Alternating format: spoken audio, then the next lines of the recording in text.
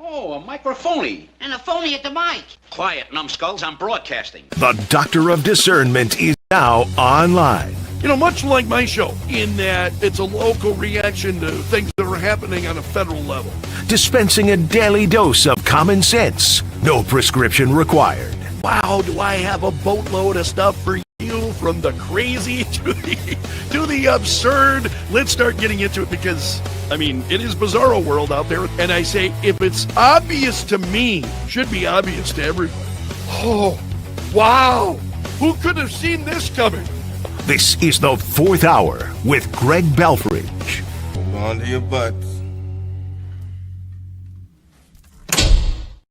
Broadcasting from my basement bunker beneath Kello Radio. Welcome to the Fourth Hour. Hope you had a great weekend. It's good to have you along this morning. A lot of it is what I have for you today is revolving around the No Kings protest. I want to show you the video that the president had posted on social media. He responded to it this morning, the No Kings protests. I'm going to show you some photos of what was occurring and what happened, and the whole thing was absolutely a joke. So let's get underway. The president on True Social shared this video. I'm not going to let you hear the audio. I've dimmed the audio here. It's music from Top Gun that's Danger Zone playing in the background. But this is the video, King Trump. So the jet, there he is with his crown on. And yeah, it's, I don't know. I've watched this 5 or 6 times. It's still funny. It's so that's the video that's got some people up in arms. I just thought it was hilarious. Thought it was a lot more notable than the actual protest. So the president was asked about the No Kings protest this morning, and this was his reaction as to what we saw transpire. That's over the weekend, the No Kings protest. Over the weekend. I think it's a joke. I looked at the people. They're not representative of this country. And I looked at all the brand new signs paid for, I guess it was paid for by Soros and other radical left lunatics. It looks like it was. We're checking it out. The demonstrations were very small, very ineffective.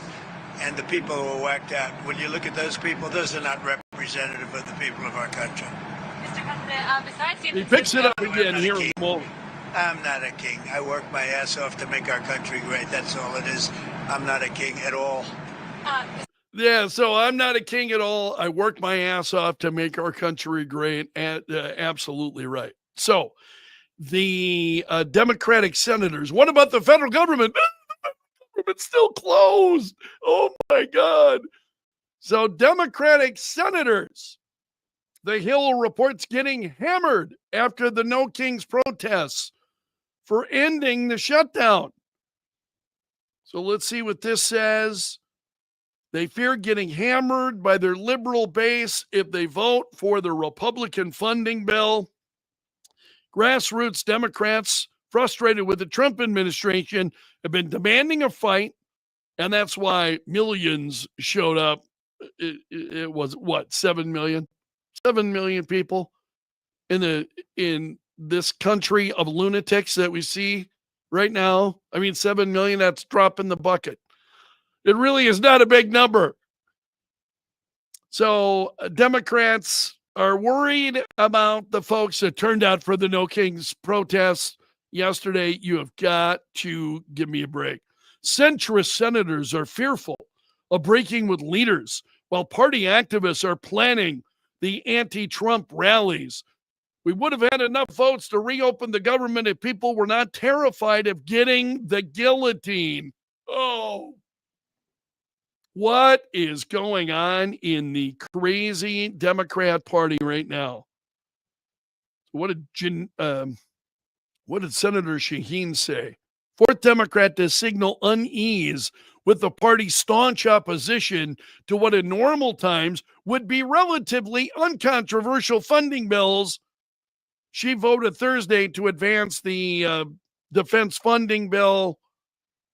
It's just crazy. You have the far left in this country, far left in the country, who is really controlling the Democrat Party right now. There's no other way, and that's exactly what we see happening. It's really incredible. I want to line up some things here. I wanted to show you some photos. Town Hall has got some photos of the protest. Here you see, "You king, we guillotine." You perceive that as a threat to the president? "You king, we guillotine." Otherwise, we'll chop your head off. These are the people that were at the No Kings protests. So Matt Vespa is a writer at Town Hall that I really appreciate. Don't appreciate the ad so much. But he said, wait, that's when the DC No Kings Weirdo Fest ended? And Vespa writes very much like I feel. "Hordes of leftist losers protest nationwide over the weekend." I didn't notice. I had other things other than politics this weekend. Excuse me. As did millions of other people who aren't perpetually online and in permanent revolution mode, fighting for all the wrong causes. And he goes on to say, it was another No Kings loser fest where DC crowds began to thin around 2:30 on Saturday. They couldn't even make it to happy hour. Some were mocking that they had to return to their retirement or assisted living facilities. It was comprised of mostly old, white, new left whack jobs. And this person is making observations. The crowd was not that big. Street parking was not hard to find. Majority of the people are white. There are too many older people, 60s radicals, I guess. Eric Doherty, deranged never-Trumper George Conway embarrassed himself at the No Kings rally. Hey, Donald J., how many kids did you starve today? Hey, no, and nobody. Just crickets. Okay, that's nobody reacting. And this just goes on.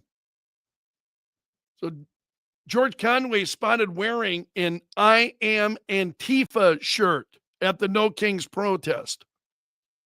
You want to know who's behind this stuff?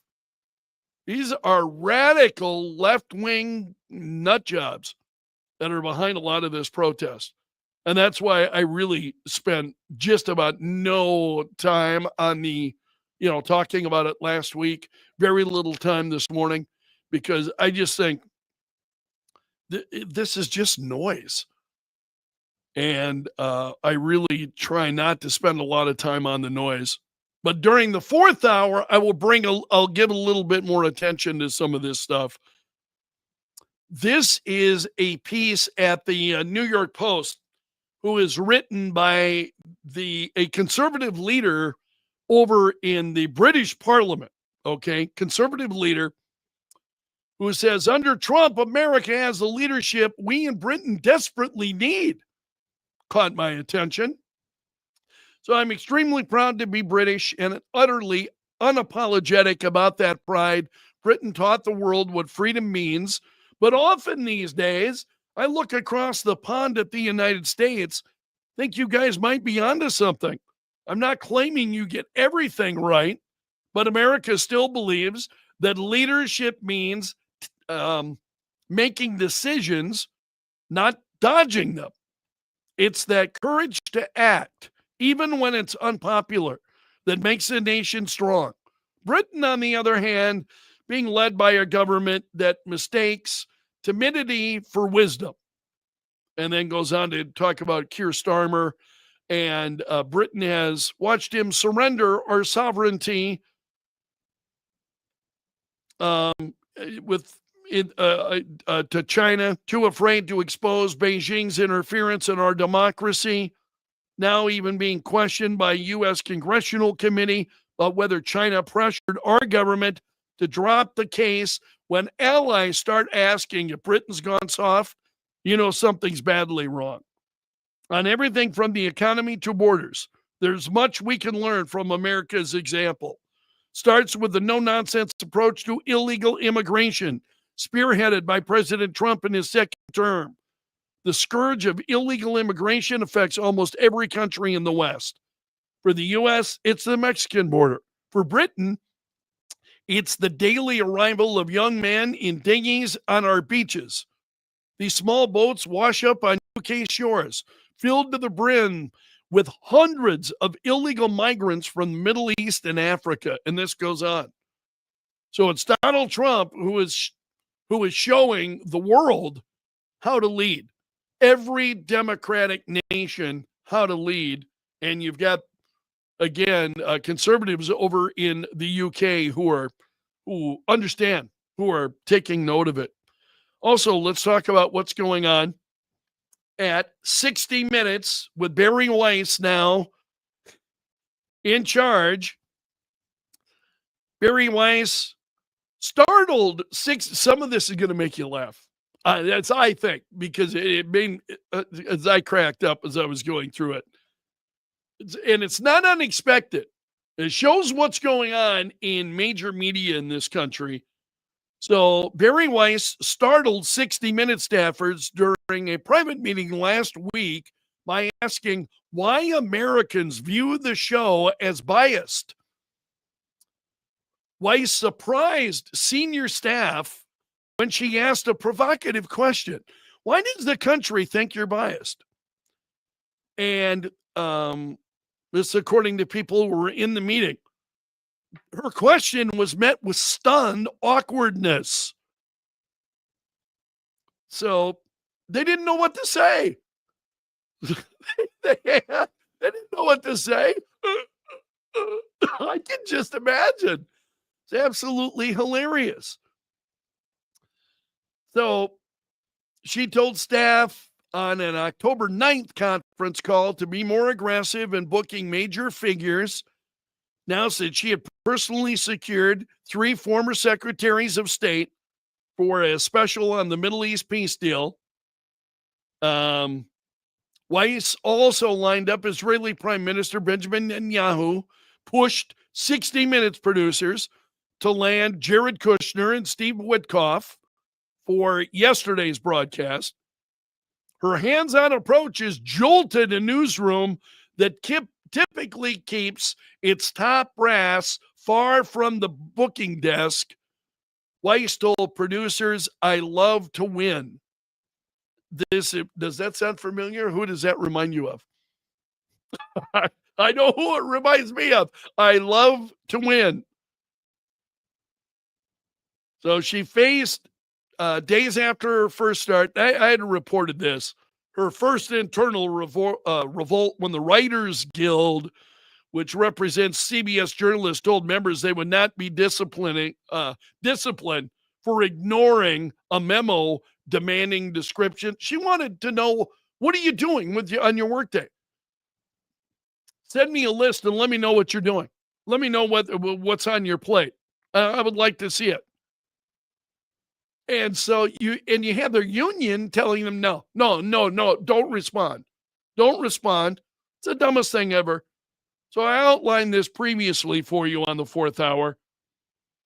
So she is a firebrand, but I love this. Private meeting. Why does the country think you're biased? And they sit there stupid. They just, duh. Excuse me. I was going to do my Chumley. Duh, gee, Tennessee. I mean, those of you who are Tennessee Tuxedo fans remember Chumley. So they're all sitting, duh. Absolutely no idea. It's just mind-blowing. The level of stupid. I mean, I know I expect, but not in major media and in all of these. You just look at the level of stupid that is out there. It's just absolutely incredible. So I'm going to take a quick scan of the comments here. Oh, Kathy is talking about a classmate who recently returned from Europe, gleefully posted how the European countries were all laughing at us and that Trump is a joke over there.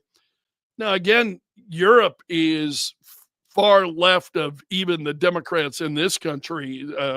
So it's pretty crazy. Yeah, Denise is talking about the Barry Weiss memo. I don't see a problem with sending an email stating that, what you've done. What have you accomplished? What are the things you're working on? What have you accomplished this week? I totally agree with you. If my boss asked me to do that and I couldn't do it during work hours, I would do it from home. I would make sure that I do it. Yeah, David is pointing out how many people the UK arrested for offensive tweets. Yeah, it's pretty crazy as you watch this stuff. David says the real numbers for the No Kings protest was around 750,000, not 7 million. And I wonder, these numbers get inflated, and yet people generally, because they're estimates. They're estimates. So I just think it's irrelevant regardless of how many people were there. I wouldn't have cared if 70 million people were there. It would not have been relevant to me. It just would not have been. It's just folks who are I don't believe they're patriots. They're not. They don't speak like patriots. I've heard patriots. Charlie Kirk, for an example, was a patriot. Mark Levin is a patriot. I know what patriots sound like. And they sure don't sound like that No Kings protest from over the weekend. All right, my friend, you have made it to the end of the video. You are part of my gallery of champions. Special salute to the Bunker Brigade. Those are the folks that are here each and every day. I flash some of their comments for you during the program. If you would like and subscribe, please. Trying to pick up more. Shooting for 500 people now on YouTube. So if you're not a subscriber on YouTube, please become one. Great to have you along and a part of what we're doing every day. So I'm going to leave it there for now. I'll see you again tomorrow. Until then, I'm underground and gone.